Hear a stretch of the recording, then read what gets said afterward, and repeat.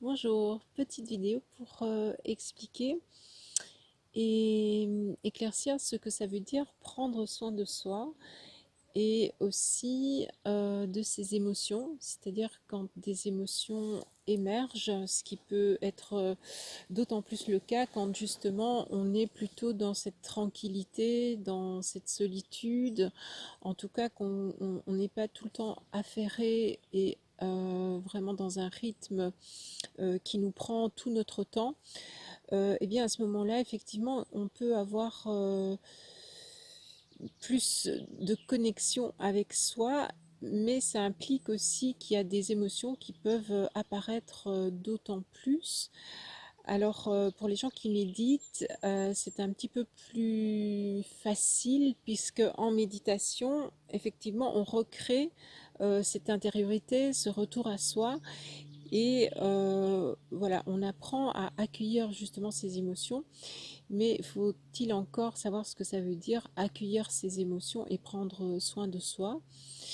Donc ben déjà, quand on a plus de temps, euh, notre rythme est beaucoup plus adapté, c'est-à-dire qu'on est moins dans le rush, moins dans l'agitation, et on revient à un rythme beaucoup plus naturel, ce qui pourrait faire vraiment partie de prendre soin de soi, puisque quand on est tout le temps dans des rythmes qui ne sont pas les nôtres, hein, on est en suradaptation tout le temps, et au niveau de notre esprit et au niveau de notre corps. Donc déjà avoir le temps, pouvoir faire les choses à notre rythme, constitue déjà beaucoup d'attention envers soi. Euh, et puis je dirais donc au sujet des émotions, donc quand on va prendre soin de soi, bien sûr qu'on peut faire des choses qu'on aime bien, hein, telles que lire, se promener, mais toutes ces choses, c'est pas les choses en soi qui vont faire qu'on va prendre soin de soi, c'est ces choses qui vont nous ramener à cette intériorité, à cette quiétude, à ce rythme qui est beaucoup plus en phase avec les rythmes de l'univers et qui vont nous ramener aussi à quelque chose d'authentique. Maintenant, ça veut dire aussi qu'il y a des émotions qui vont apparaître, surtout celles qu'on n'a jamais voulu vraiment regarder en face ou s'en occuper. Donc c'est ça qui pourrait être un petit peu difficile, et c'est ça qu'on a souvent tendance aussi à fuir, puisque cette société commençait à être bâtie de plus en plus sur évitons à tout prix de ressentir, hein. Distrayons-nous, soyons de plus en plus performants, calculons, rentabilisons, produisons. Et tout ça sont des actions qui, dans un juste équilibre, ben, il n'y a aucun problème avec ça. Par contre, quand ça prend toute la place, ça fait défaut justement à notre capacité de réflexion, de ressenti, hein, de réflexion dans le sens réflexif, de notre ressenti, et d'aller écouter nos vrais besoins. Donc quand les émotions apparaissent, on dit qu'il s'agit de les accueillir. Alors ça veut dire quoi? Ça veut dire simplement de les ressentir. Au lieu de passer tout de suite dans le mental qui veut solutionner, qui veut se débarrasser de l'émotion, simplement le laisser vivre. Donc là, à nous de le ressentir dans notre corps, et vous allez voir que cette émotion va se cristalliser, en tout cas se manifester dans un endroit de notre corps. Et donc on peut tout simplement voilà, se mettre en connexion, comme si on écoutait un enfant. Ici, il s'agit d'un petit enfant intérieur qui, voilà, qui essaye d'exprimer quelque chose. Les émotions demandent à être exprimées, et surtout celles, hein, qu'on a vraiment toujours étouffées. Alors, ce qui se passe, c'est que à force de ne pas écouter nos émotions, il y a des scénarios extérieurs qui vont se mettre en place pour justement connecter à cette émotion, pour nous faire vivre cette émotion, pour qu'enfin elle puisse s'exprimer. Et pour qu'elle puisse s'exprimer, il suffit simplement de l'écouter, de l'accueillir, de la laisser se refluidifier, puisque quand on résiste, quand on ne veut pas cette émotion, quand on ne veut pas ressentir, ça se cristallise, ça se contracte, ça se durcit, ça se bloque, et ça devient vraiment quelque chose de stagnant dans le corps. Et donc, quand on réoffre cette écoute à l'émotion, l'émotion peut tout simplement retrouver le mouvement et se refluidifier puisque tout passe, tout nous traverse en fait. Et c'est quand on essaye de court-circuiter en fait l'expression de cette émotion, c'est à ce moment-là que ça crée des maladies, des blocages, des problèmes psychiques, etc. Donc voilà, écouter l'émotion, c'est simplement se remettre en contact, peut-être fermer les yeux, le sentir dans le corps et laisser faire, ne pas intervenir. C'est-à-dire laisser l'émotion s'exprimer. En fait, c'est s'autoriser à ce que cette émotion nous traverse. Alors, je voulais vous donner un exemple concret et faire avec vous les différentes étapes par rapport à ce qu'une une situation extérieure peut venir réveiller certaines émotions en nous. Donc dernièrement, il y a une amie qui m'a raconté qu'elle est allée courir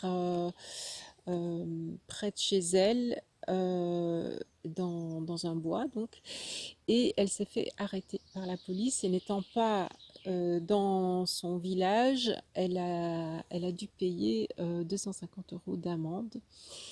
Et donc, voilà, elle était seule, il n'y avait aucun souci, elle ne mettait personne en danger. Et voilà, donc je pense que c'est le genre de situation, genre d'exemple qui peut susciter beaucoup d'émotions parce que je trouve que c'est une grande violence, c'est très répressif, c'est aussi injuste, frustrant. Enfin, on peut ressentir des tas de choses. Je pense que ça vient réveiller quelque chose. Et donc, voilà, on va partir de cet exemple qui vient chercher des émotions fortes en nous.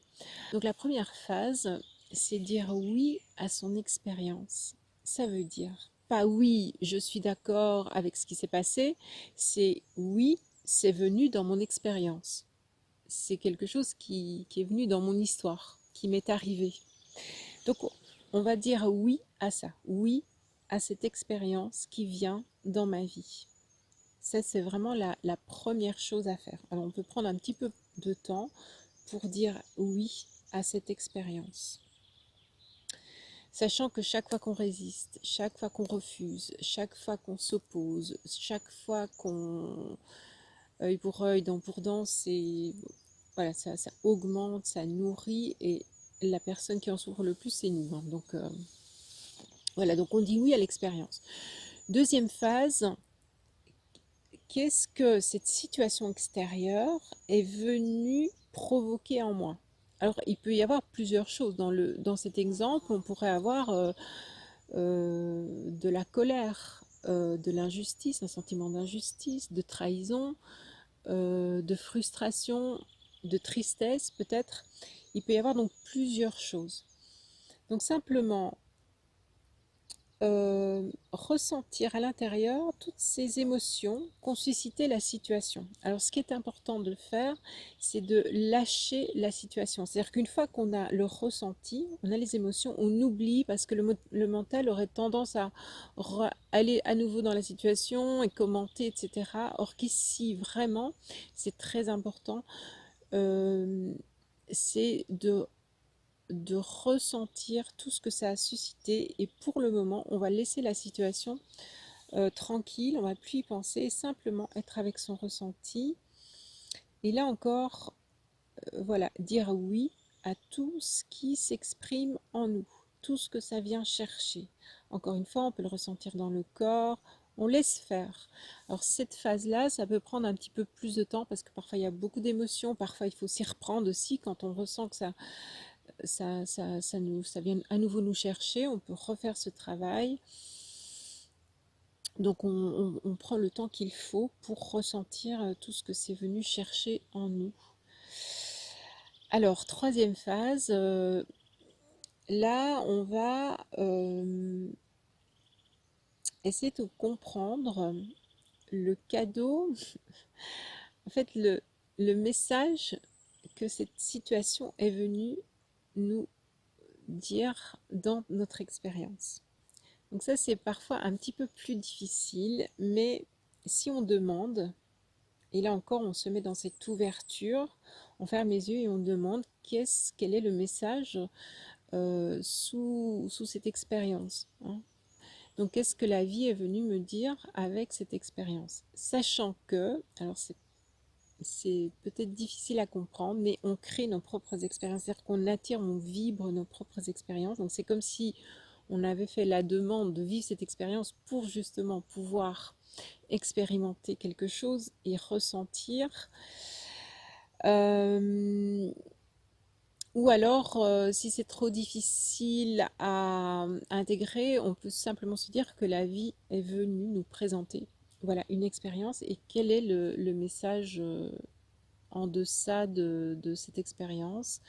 Alors, peut-être dans le cas des policiers, c'est peut-être cette peur de l'autorité, euh, cette peur de l'autorité et aussi l'autorité parentale, hein, parfois l'autorité du père qui vient punir, châtier. euh, voilà, c'est vraiment, ça peut être très divers, c'est vraiment par rapport à soi qu'il faut trouver qu'est-ce que c'est venu mettre en scène pour qu'on comprenne quelque chose en fait. Voilà, et ensuite la quatrième étape, ça pourrait être à ce moment-là, quand on a fait ces trois étapes précédemment, on, on peut aller agir sur la situation, c'est-à-dire de mettre l'intention ou de demander d'être inspiré pour trouver une résolution. Par exemple, dans ce cas-ci, elle pourrait faire des démarches pour voir si c'est bien justifié, s'il y a une loi bien établie, voilà, s'il n'y a pas des circonstances atténuantes. Mais si la personne qui a subi cet impact répressif, si elle y va avec la colère, le sentiment d'injustice, peut-être de la haine, je ne sais pas, ça, vous voyez, à nouveau, on va attirer des choses qui vont répondre à ces vibrations très négatives et dans l'opposition, dans la résistance et dans le refus. Et donc, c'est bien justement de faire ces trois étapes et dans la quatrième, de pouvoir demander d'être inspiré pour une résolution et de mettre cette intention de résolution. Si vous partez avec une intention de vengeance, voilà, c'est différent. Donc il faut être bien au clair avec ça. Et ces trois étapes permettent justement d'aller dans la confiance dans la vie, que toute expérience, si on l'a vécue, bien c'est que ça venait nous apporter quelque chose sur notre chemin et que rien n'empêche de réagir à l'extérieur. Après, rien n'empêche un acte, voilà, de trouver une solution, mais ça va partir de quelque chose de beaucoup plus serein et ça va pas partir voilà, de toutes ces émotions qui peuvent nous envahir parfois. Voilà, j'espère que